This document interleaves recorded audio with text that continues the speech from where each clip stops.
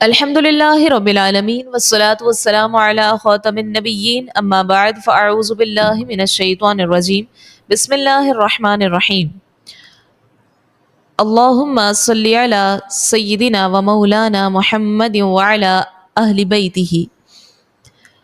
خلافت راشدہ کے چوتھے خلیفہ امیر المومنین حضرت علی بن ابی طالب کرم اللہ تعالی وجہ الکریم آفتاب صحابیت کا وہ روشن ستارہ ہیں جن کی آب و تاب مطلع ولایت و خلافت پر ہمیشہ چمکتی دمکتی رہے گی۔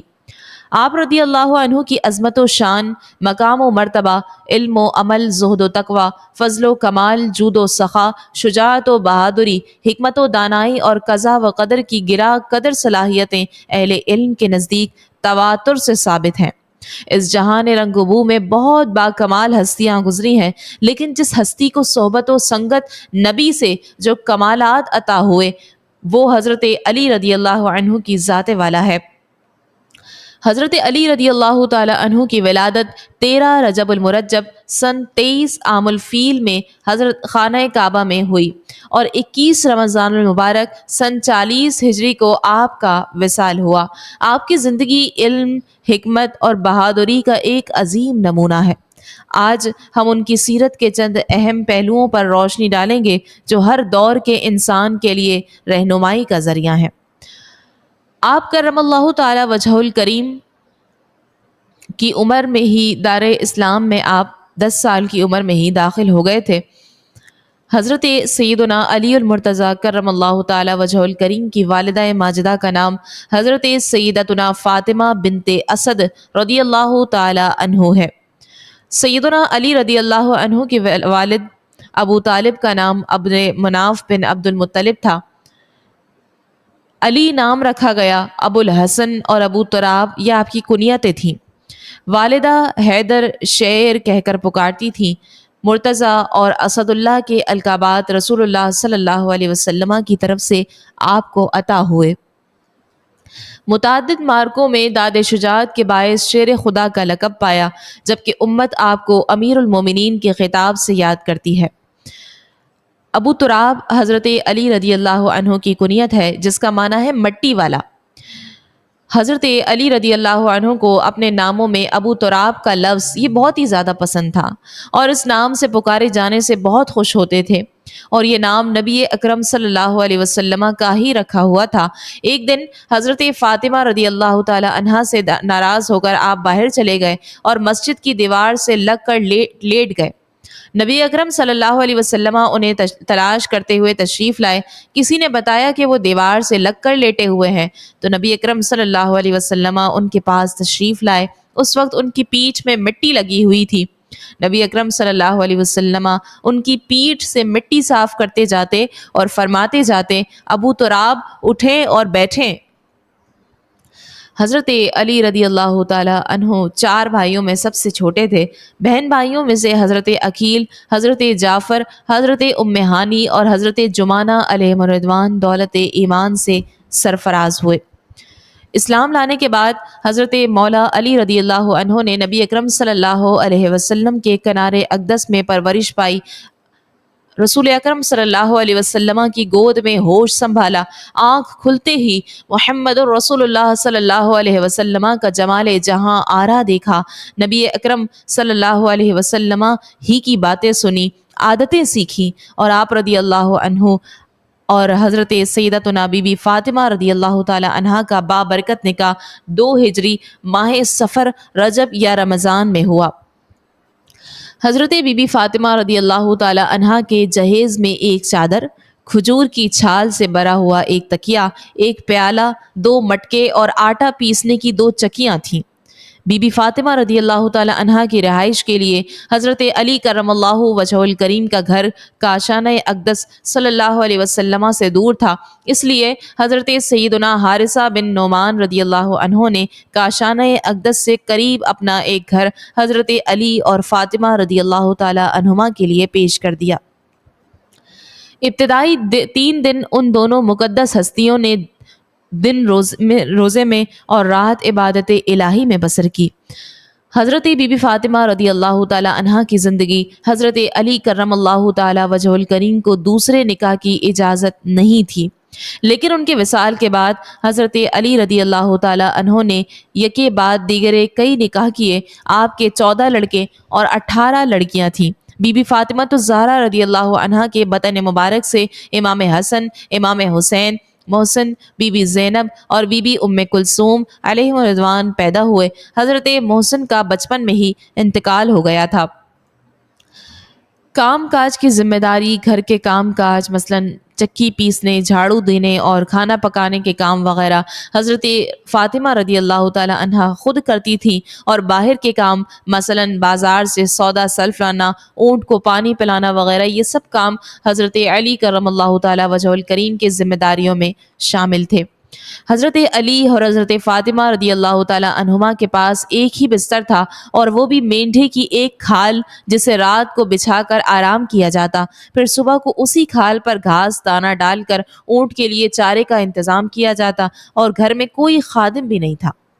مولا علی مشکل کشا شیر خدا رضی اللہ تعالی عنہ علمی اعتبار سے صحابہ کرام رضی اللہ عنہم میں ایک خاص مقام رکھتے تھے، اور کیوں نہ رکھتے ہوں کہ خود نبی اکرم صلی اللہ علیہ وسلم نے آپ کی علمی شان بیان کرتے ہوئے آپ کو علم و حکمت کا دروازہ فرمایا ہے۔ رسول اکرم صلی اللہ علیہ وسلم نے فرمایا، انا مدینۃ العلم وعلی بابها، یعنی میں علم کا شہر ہوں اور علی اس کا دروازہ ہے۔ ایک اور مقام پر فرمایا، انا دار الحکمت وعلی بابها، یعنی میں حکمت کا گھر ہوں اور علی اس کا دروازہ ہے۔ حضرت سیدنا علی المرتضیٰ کرم اللہ تعالی وجہ الکریم فرماتے ہیں کہ نبی اکرم صلی اللہ علیہ وسلم نے میرے سینے پر ہاتھ رکھ کر یوں دعا کی، اے اللہ، علی کے سینے کو علم، عقل، دانائی، حکمت اور نور سے بھر دے۔ تابعی بزرگ حضرت سیدنا سعید بن مسیب رحمۃ اللہ علیہ فرماتے ہیں، نبی اکرم صلی اللہ علیہ وسلم کے صحابہ میں سوائے حضرت علی رضی اللہ عنہ کے کوئی یہ کہنے والا نہیں تھا کہ مجھ سے پوچھ لو۔ آپ رضی اللہ عنہ قرآن کریم کی آیات کے بارے میں جانتے تھے کہ کون سی آیت کب اور کہاں نازل ہوئی ہے۔ منبع علم و حکمت مولائے کائنات حضرت سیدنا علی المرتضیٰ رضی اللہ تعالی عنہ نے فرمایا، مجھ سے قرآن کریم کے بارے میں پوچھو، بے شک میں قرآن پاک کی ہر آیت کے بارے میں جانتا ہوں، کہ وہ رات میں نازل ہوئی ہے یا دن میں، ہموار زمین پر نازل ہوئی یا پہاڑ پر۔ ایک مقام پر مولا علی مشکل کشا رضی اللہ عنہ نے فرمایا، اللہ پاک کی قسم، میں قرآن کریم کی ہر آیت کے بارے میں جانتا ہوں کہ وہ کب اور کہاں نازل ہوئی ہے اور کس کے بارے میں نازل ہوئی ہے۔ سبحان اللہ۔ صحابہ کرام علیہم رضوان کو اگر کسی معاملے میں حضرت علی رضی اللہ عنہ کے فتوے کا علم ہو جاتا تو صحابہ کرام علیہم رضوان آپ کے فتوے پر عمل کیا کرتے تھے۔ حضرت عبداللہ بن عباس رضی اللہ عنہما فرماتے ہیں کہ جب کوئی معتبر شخص ہمیں حضرت علی رضی اللہ عنہ کا فتویٰ بتاتا تو ہم اس سے تجاوز نہیں کرتے تھے۔ حضرت سیدنا عبداللہ بن مسعود رضی اللہ تعالیٰ عنہ فرماتے ہیں کہ حضرت سیدنا علی المرتضیٰ رضی اللہ تعالیٰ عنہ اہل مدینہ میں علم میراث سب سے زیادہ جانتے تھے۔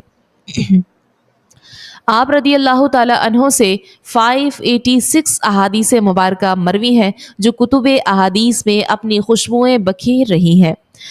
رسول اکرم صلی اللہ علیہ وسلم نے جب خدائے تعالیٰ کے حکم کے مطابق مکہ معظمہ سے مدینہ طیبہ کی ہجرت کا ارادہ فرمایا تو حضرت علی کرم اللہ تعالی وجہ الکریم کو بلا کر فرمایا کہ مجھے خدائے تعالیٰ کی طرف سے ہجرت کا حکم ہو چکا ہے، لہٰذا میں آج مدینہ روانہ ہو جاؤں گا۔ تم میرے بستر پر میری سبز رنگ کی چادر اوڑھ کر سوئے رہو، تمہیں کوئی تکلیف نہیں ہوگی۔ قریش کی ساری امانتیں اور جو میرے پاس رکھی ہوئی ہیں ان کے مالکوں کو دے کر تم بھی مدینے چلے آنا۔ یہ موقع بڑا ہی خوفناک اور نہایت خطرے کا تھا۔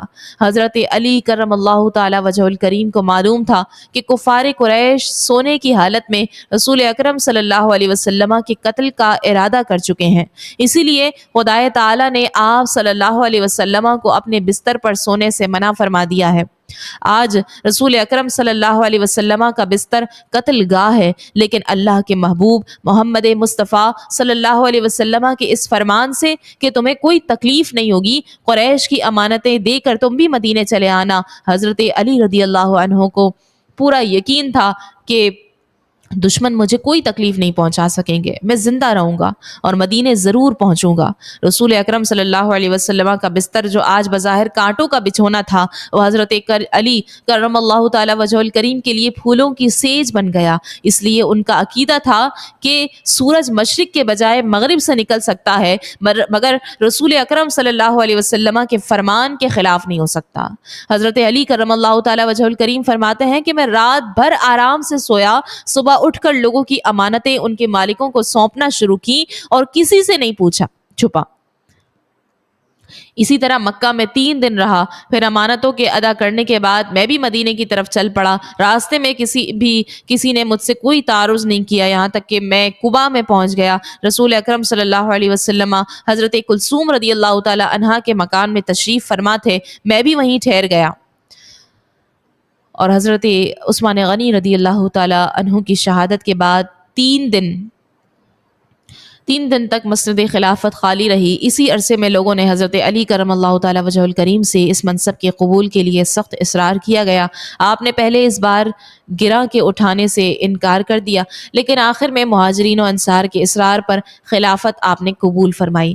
حضرت عثمان غنی رضی اللہ تعالی عنہ کی شہادت کے بعد تیسرے دن 21 ذی الحج پیر کے دن مسجد نبوی صلی اللہ علیہ وسلم میں آپ کے دست اقدس پر بیعت ہوئی۔ حضرت مولا علی رضی اللہ عنہ کے خلیفہ بنتے ہی آپ کو سخت مخالفت کا سامنا حضرت امیر معاویہ، گورنر شام اور زبیر بن عوام مکہ اور دیگر افراد کی جانب سے ہوا، اور نتیجتاً اسلام میں پہلی خانہ جنگی ہوئی۔ اسے پہلا فتنہ بھی کہا جاتا ہے۔ اس کے بعد اسلامی خلافت 2 حصوں میں بٹ گئی۔ آگے کے معاملات انتہائی اختلاف سے بھرے ہیں۔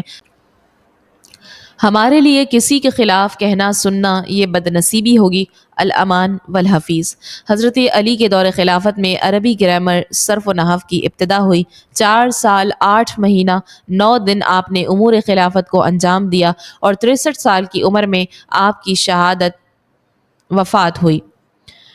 سن 40 ہجری میں 17 یا 19 رمضان المبارک کو فجر کی نماز کے لیے جاتے ہوئے راستے میں آپ رضی اللہ تعالی عنہ پر قاتلانہ حملہ ہوا، جس میں آپ شدید زخمی ہو گئے اور 21 رمضان المبارک کی رات کو جام شہادت نوش فرما گئے۔ اللہ تبارک و تعالی ہمیں حضرت علی کرم اللہ تعالی وجہ الکریم کی طرح علم و حکمت، صبر و شجاعت، علم و عدل و انصاف اور تقوی و عبادت کی دولت عطا فرمائے، ہمیں حق پر ثابت قدم رکھے اور باطل کے خلاف کھڑے ہونے کی ہمت عطا فرمائے۔